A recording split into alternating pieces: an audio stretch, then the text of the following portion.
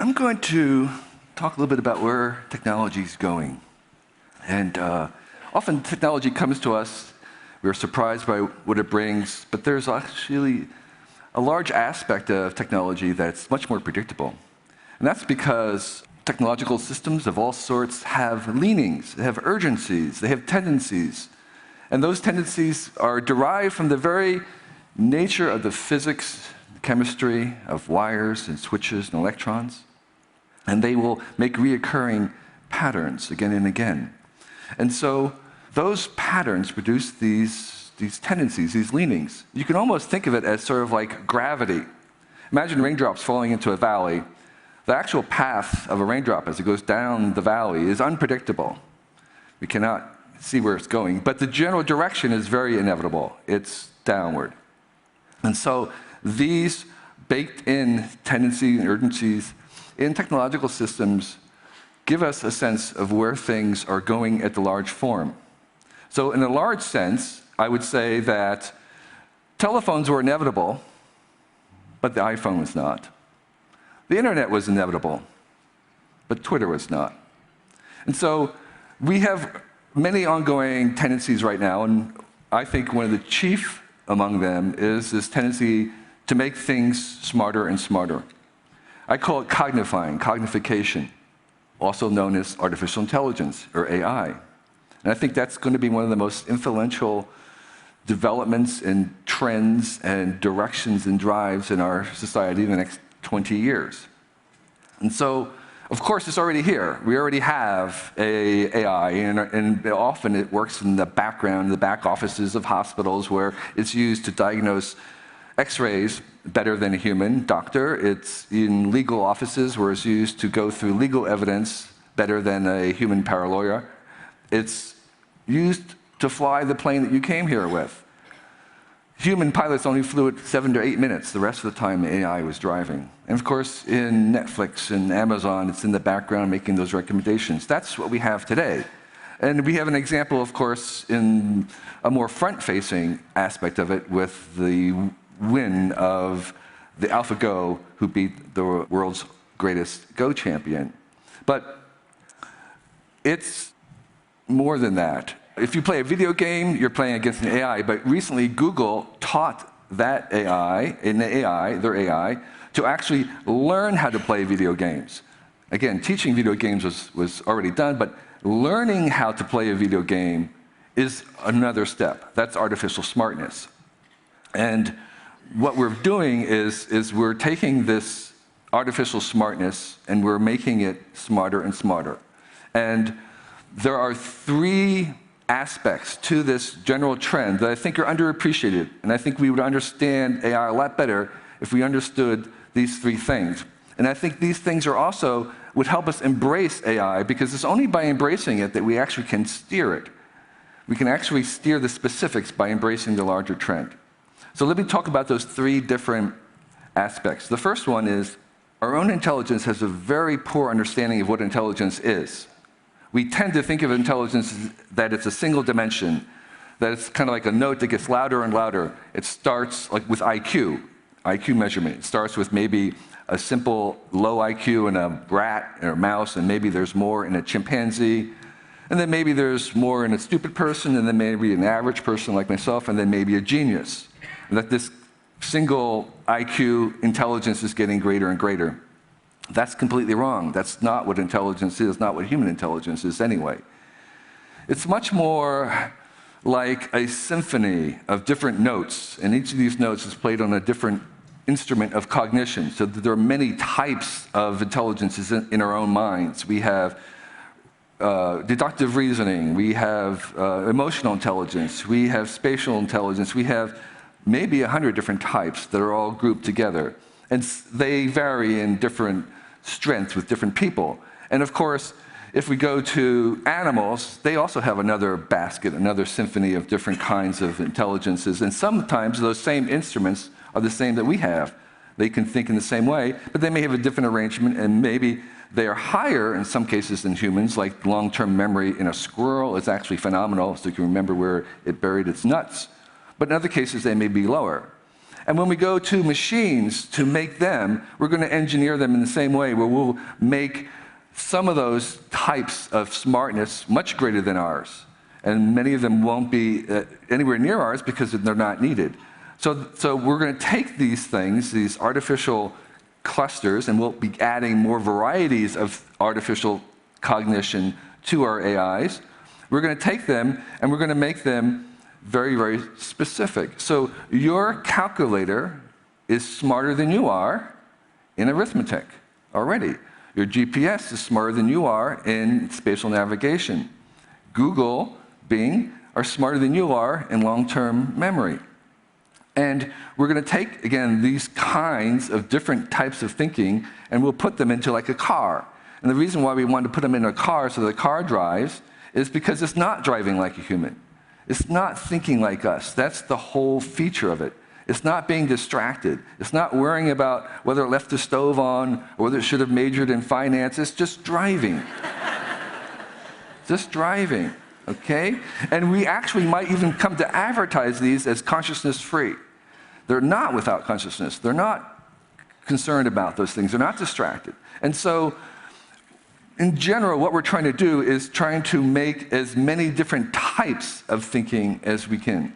We're going to populate the space of all the different possible types or species of thinking. And there actually may be some problems that are so difficult in business and science that our own type of human thinking may not be able to solve them alone. We may need a two-step program, which is to invent new kinds of thinking that we can work alongside of to solve these really large problems, say like dark energy or quantum gravity. So what we're doing is we're making alien intelligences. You might even think of this as sort of artificial aliens in some senses. And they're going to help us think different because thinking different is the engine of creation and wealth in the new economy. So the second aspect of this is that we are going to use AI to basically make a second industrial revolution. The first industrial revolution was based on the fact that we invented something I would call artificial power. So previous to that, during the agricultural revolution, everything that was made had to be made with human muscle or animal power. That was the only way to get anything done. And the great innovation during the industrial revolution was we harnessed steam power, fossil fuels, to make this artificial power that we could use to do anything we wanted to do. So today, when you drive down the highway, you are, with the flick of the switch, commanding 250 horsepower, which we can use to build skyscrapers, to build cities, to build roads, to make factories that would churn out lines of chairs or refrigerators way beyond our own power. And that artificial power can also be distributed on wires on a grid to every home, factory, farmstead, and anybody could buy that artificial power just by plugging something in. And so this was a source of innovation as well, because a farmer could take a manual hand pump and then he could add this artificial power, this electricity, and he'd have an electric pump. And you multiply that by thousands or tens of thousands of times, and that formula was what brought us the Industrial Revolution, and all the things that we see, all this progress that we now enjoy has come from the fact that we've done that. We're going to do the same thing now with AI. We're going to distribute that on a grid, and now you can take that electric pump, you can add some artificial intelligence, and now you have a smart pump. And that multiplied by 1,000,000 times is going to be this second industrial revolution. So now the car is going down the highway, has 250 horsepower, but in addition, has 250 minds. That's the auto-driven car. It's like a new commodity. It's a new utility. The AI is going to flow across the grid, the cloud, in the same way electricity did. So everything that we had electrified, we're now going to cognify. And I would suggest then that the formula for the next 10,000 startups is very, very simple, which is to take X and add AI. That is the formula. That's what we're going to be doing. And that is the way in which we're going to make this second industrial revolution. And by the way, right now, this minute, you can log on to Google and you can purchase AI for 6 cents, 100 hits. That's available right now. So the third aspect of this is that when we take this AI and we embody it, we get robots. And robots are going to be bots, are going to be doing many of the tasks that we have already done. And a job is just a bunch of tasks. So they're going to redefine our jobs because they're going to do some of those tasks. But they're also going to create a whole new categories, a whole new slew of tasks that we didn't know we wanted to do before.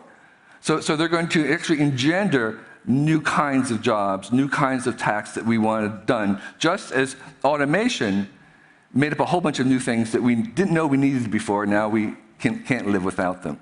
And so they're going to produce even more jobs than they take away. But it's important that a lot of the tasks that we're going to give them are tasks that can be defined in terms of efficiency or productivity.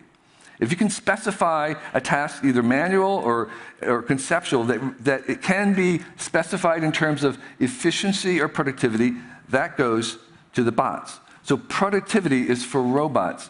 What we're really good at is basically wasting time.